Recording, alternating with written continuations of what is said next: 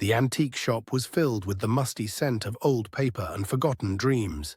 Dust motes danced lazily in the shafts of sunlight that filtered through the grimy windows, illuminating the countless treasures and trinkets that crowded the shelves.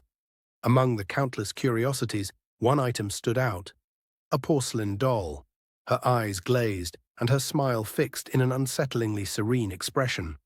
Sarah, a young woman with a penchant for the macabre, was instantly drawn to the doll. There was something about her that sent a shiver down Sarah's spine. The doll's porcelain skin was as cold as ice, and her vacant eyes seemed to follow her every move. Despite the unsettling feeling, Sarah couldn't resist the urge to take her home.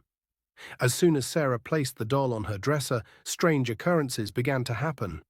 Objects would move on their own, doors would slam shut, and she would often hear whispers coming from the darkness.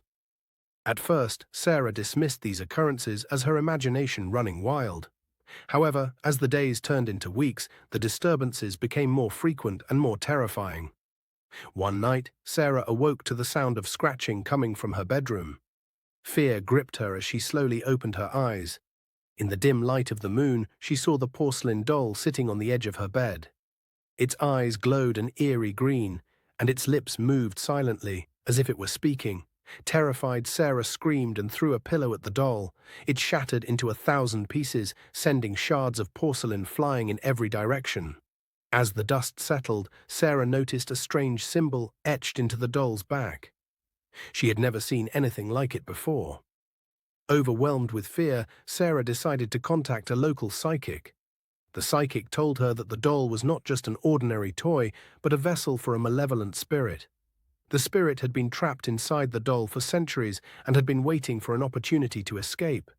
The psychic warned Sarah that the spirit was growing stronger and that it would stop at nothing to claim her as its own.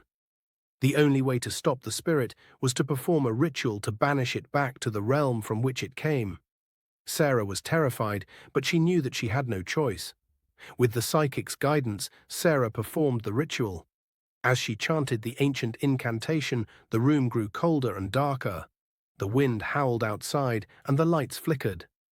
Suddenly, a cold draft swept through the room, and the porcelain shards that had scattered across the floor began to levitate. The spirit was angry, and it was fighting to stay. With a final surge of energy, Sarah completed the ritual.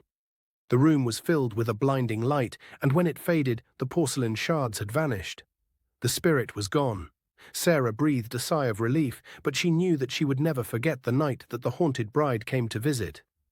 And she would never again underestimate the power of the supernatural.